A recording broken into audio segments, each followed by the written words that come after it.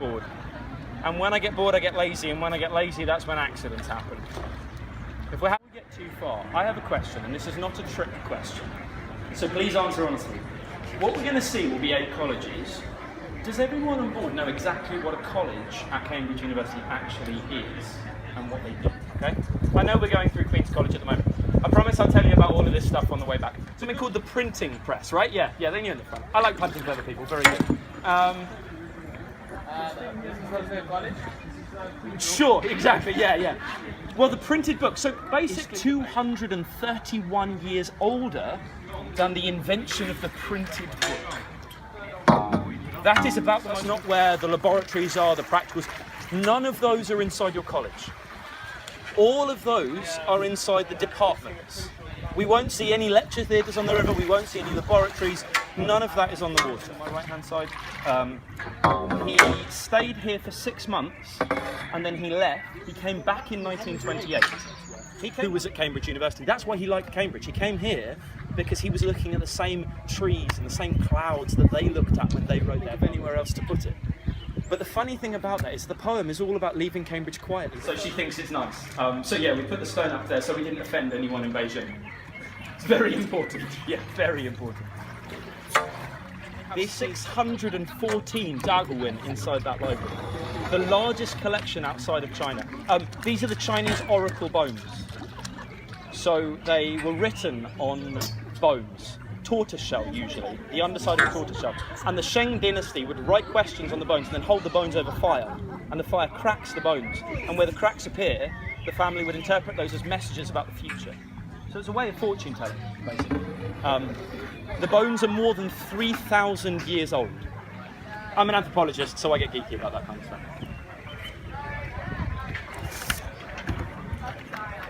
Did. Basically because Henry VIII wasn't a very nice man. Henry VIII wanted to get rid of his wife. So he asked the Pope if he could have a divorce. But the Pope said no. So he made his own religion instead and gave himself a divorce.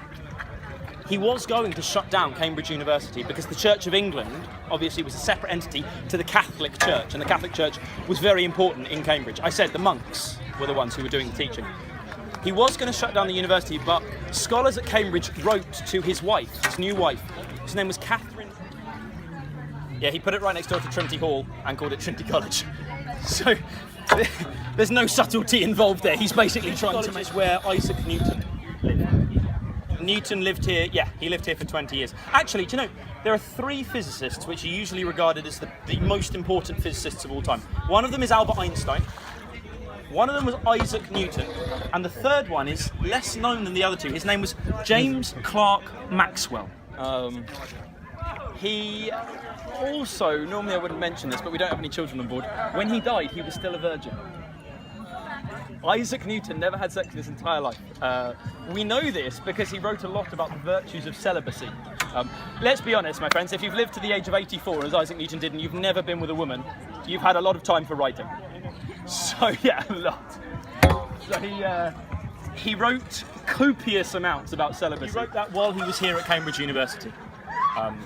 Isaac Newton was never hit on the head by an apple, though. That's quite important. We're going to get rid of that one right now. That story was made. And all the cells are very close together. And Robert Hooke thought that was what the cells in your body looked like. That's why they're called cells. That's where prison cell comes from as well. Problem was, Robert Hooke hated Isaac Newton. He died before Isaac Newton. Never die before your enemies, bad things happen. So after Robert Hooke died, Isaac Newton took advantage because the Royal Society needed a new president. And they chose a man called Isaac Newton. And the first thing Isaac Newton did was he took a painting of Robert Hooke, which was in the Royal Society. He knew it was the only painting of Robert Hooke. And yeah, in his mind, I imagine, surpassed his cousin. Surpassed his mother.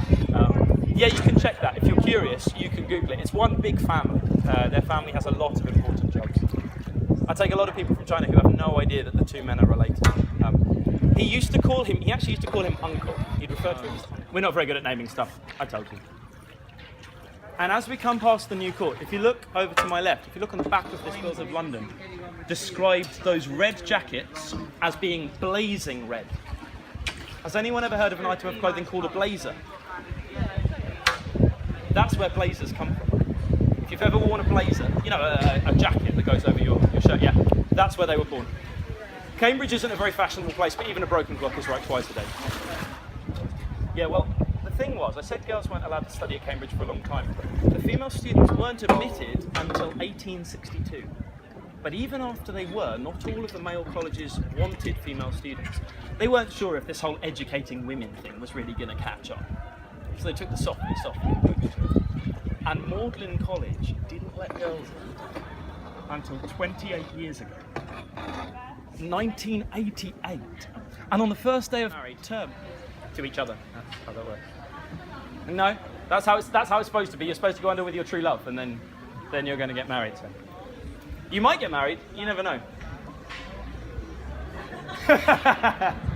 Sure. Please don't share this, otherwise I will genuinely trouble. I have to tread quite a fine line as a member of the university who does this. So if you tell people this, I will get in trouble. Stephen Hawking spent all afternoon on set, and everyone thought he was going to want to talk to the director of the movie, James Marshall.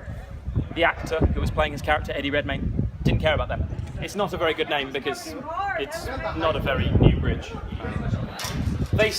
People say it looks like the Bridge of Sighs in Venice. It looks nothing like the Bridge of Sighs in Venice. What was your name, my lady in front? Francesca. Yeah, it looks absolutely nothing like the small white Bridge of Sighs. It looks slightly more like the Rialto Bridge, but still not a lot like it. The problem was, Francesca, I'll tell you what the older three were. So let's do that. So the oldest university on earth is actually in Morocco. The oldest university which has been teaching continuously.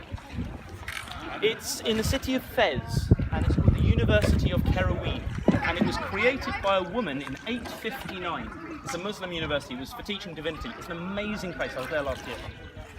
This building is my very favourite building on the river. It was designed by the man who built the most beautiful building in England. His name is Sir Christopher Wren. So we called this the Wren Library because we're bad at naming stuff. And the bear in Winnie the Pooh is actually a real bear. He was from Canada, and he was from Winnipeg. In fact, his name was Winnipeg. And the bear came to London with the Canadian Army. He was their mascot. And we're leaving Trinity College and we're coming up to Trinity Hall. I said Trinity Hall is a much older college than Trinity College. Trinity Hall is where Professor Hawking came to do his master's, PhD. Stephen Hawking actually did his undergrad at the other place, but we've forgiven him. Everybody makes mistakes when they're young. It's fine. He's now a fellow at a college called Gonville and Keys. He actually started at Magdalen College. A lot of people don't know this, but I've just realised I haven't told you what the word punt means. Are you interested?